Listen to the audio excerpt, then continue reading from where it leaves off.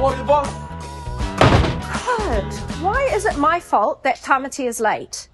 What is it with that boy right now? He's got such an attitude. Whenever I try to talk to him, he just grunts at me.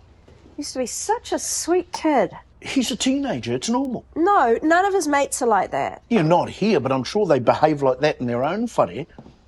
Look, my moko's a top man, but he's got things on his mind at the moment. Pimples, girls, exams, a mother he loves but he can't communicate with at the moment.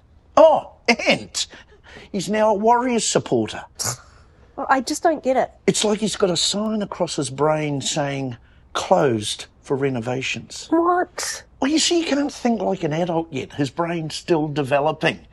It happens a lot to kids his age. So I'm just supposed to put up with the bad behaviour? He's not an ex-murderer, eh? Look, he's going to say and do some dumb things and we just have to stay connected, uffy him, and I have to say that you, my daughter, are doing a blinking awesome job. You think so, Dad? I know so. You're a fantastic mum. We got this.